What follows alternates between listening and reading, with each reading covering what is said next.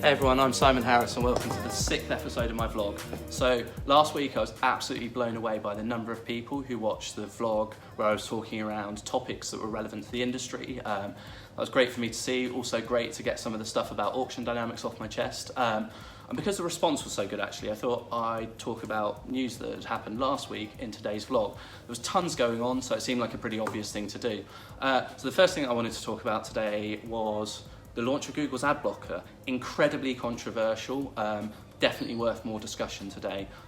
Secondly, the disclosure by Lotame that up to 10% of the data that's available in the marketplace might actually be fraudulent. And the third and final thing that I found interesting last week, perhaps not as controversial as the first two topics, but certainly worth discussing, was the announcement from Oracle that they're going to allow advertisers to transact their data not just on a CPM cost, but also a percentage of media cost. Not the most revolutionary thing in the world, admittedly, but certainly worth discussing. So without further ado, let's get into it.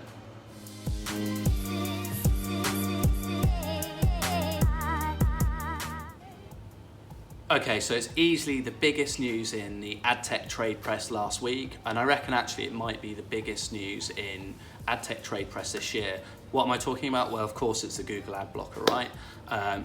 Huge news. For those of you who are unaware, Google have decided that they're going to block certain types of ads which users find disruptive in Chrome. And you know, ad blockers in browsers are nothing new, but this is, slightly different. So if we back it up a little bit, last summer Google did a huge survey of 25,000 people in North America and Europe, which basically looked at the type of ads that people are kind of love, the type of ads that people are okay with, and the type of ads that people hate. And what Google is saying through this Chrome release is actually we're going to start blocking the type of ads that people really hate.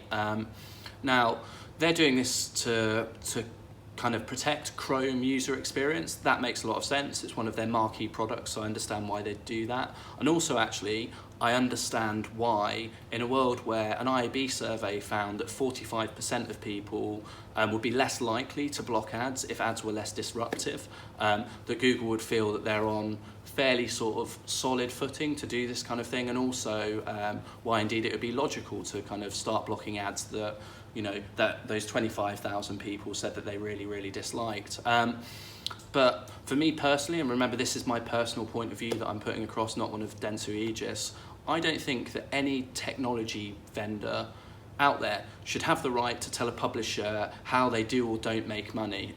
I feel that way about AdBlock Plus, and I also feel that way about Google. I think the intentions are very different actually. I think Google's intentions are right, but I think it's a really kind of a poor execution from them, and I think they've misread a lot of sentiment that's out there. As I said, I don't think it's malicious, but I can understand why people are very upset. I mean, ultimately you've got Google have got huge dominance, right? They have, I think it's about 40% of mobile browsers out there in the UK, and I think actually if you look at desktop percentages it's much higher than that. I think it might be 60, maybe even 65%.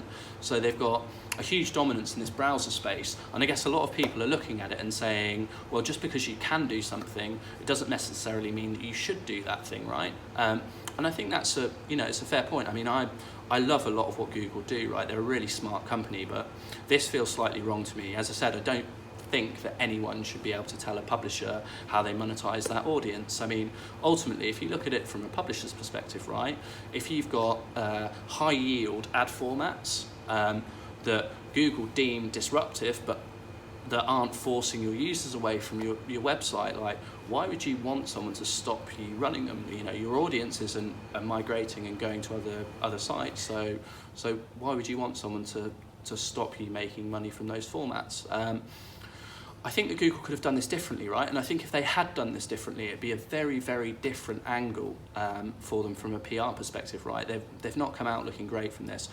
Google not only are dominant in the browser market, right, they're also dominant when it comes to publisher-side ad servers, and they're dominant when it comes to, sort of buy-side ad servers. They're also, obviously have the dominant technology in the UK for buying as well in DBM. And I think actually if Google had worked with publishers and advertisers to phase out these kind of ad products that people find disruptive, they would have been on much more solid footing. They could have, done it over a period of time, given everyone, enough of a chance to kind of change their ways, maybe adopt new ad formats, and then they could have taken things from there. And I think if they'd have done that, people would feel very, very differently about, these ad formats being sunsetted, as the Americans say. As I said, I think the intent was right. I think the execution was probably pretty poor.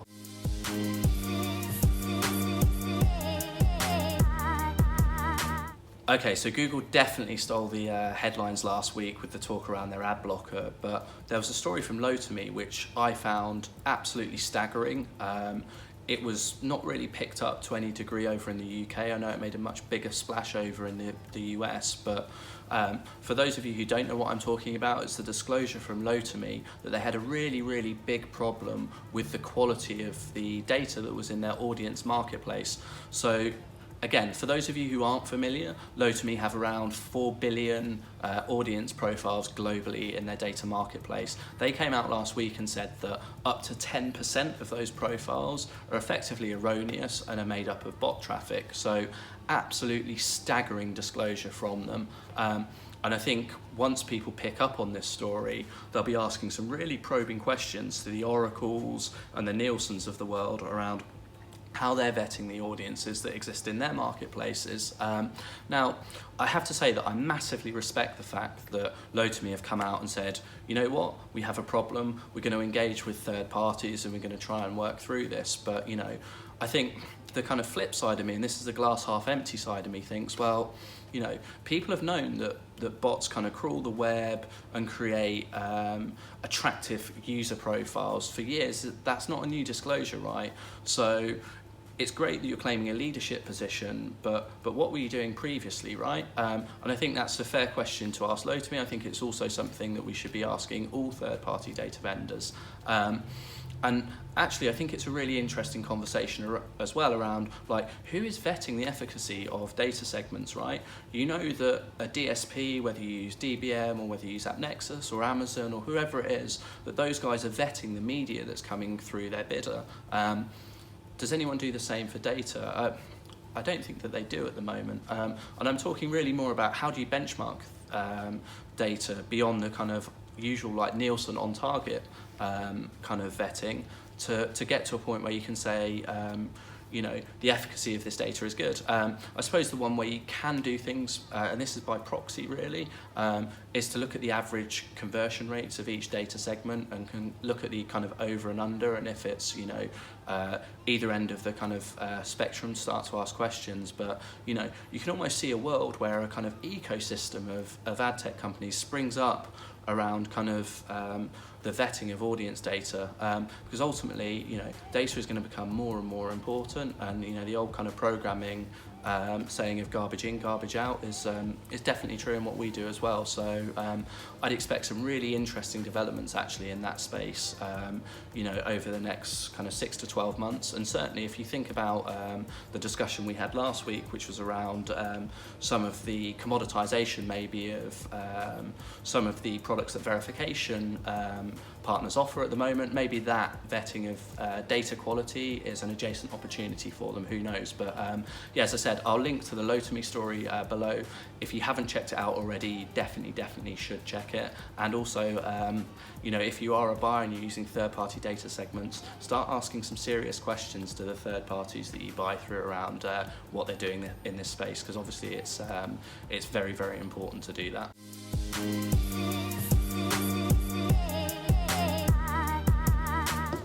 So it's not all doom and gloom for third-party data vendors. At the back end of last week, Oracle made a really interesting disclosure around charging models for third-party data. So historically, as most of you will be aware, data was charged for on a CPM basis, right? So you might pay anything between 30 cents for a data segment, all the way up to $1.50 or £1.50 if you're trading over in the UK. Oracle announced at the back end of last week that they would also start to offer a percentage of media transaction model, which is nothing new. We'll come on to that in a bit, but it's certainly very, very interesting for certain types of buyers, right? Obviously, if you think about it logically, if you're trading media and it's a £3 CPM, and your data is £2, 40% of your total cost for that particular line item per thousand goes to data, and that's a fairly big burden to bear. Now, obviously, if you're transacting on a 10 or maybe 20% of media transaction model, that drops massively, and all of a sudden your cost of data drops down to maybe 30 pence. If we use that example again, so this type of transaction model certainly makes a lot of sense for people who buy low-cost media. Now, it's definitely not the transaction model that you want to engage with if you were buying high CPM videos, because obviously a small percentage of a high CPM's not going to be economical for you. You're definitely worth sticking to your hard CPM cost model for that. But certainly it's definitely interesting. As I said, it's not anything new. I think it's fair to say that the Trade Desk have had something like this for, I think it's 3 or 4 years now. They've had a data marketplace. I think the big difference for this, right, is the Trade Desk have always had this kind of anonymized marketplace. This is branded data.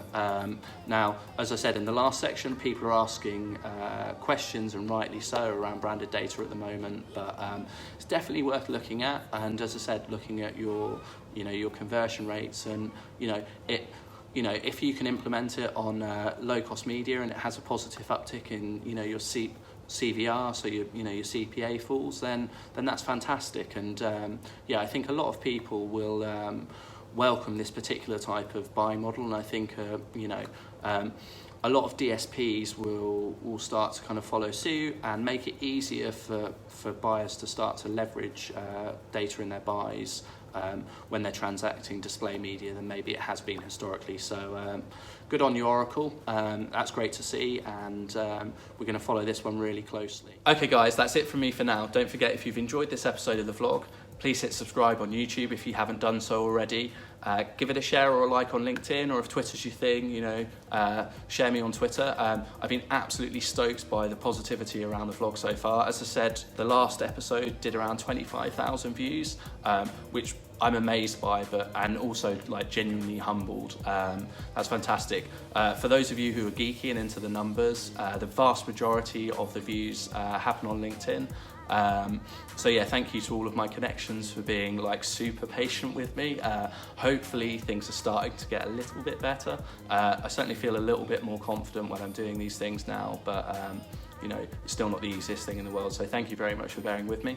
I think the episode of the vlog that I'm going to try and publish on Friday is going to be fantastic. So really, really lucky that the VP of Strategy for Index Exchange is going to talk to me, Jordan Alexander Casale. I think I got that right. Now, he's a really interesting guy. He's been in the industry since the 90s, so hopefully, if there's time, I'm going to film an interview with him. If there's not, I'm going to pick his brains and share my thoughts with you after that meeting. And yeah, keep your eyes peeled for that. I think it's going to be good, and I'll see you in the next one.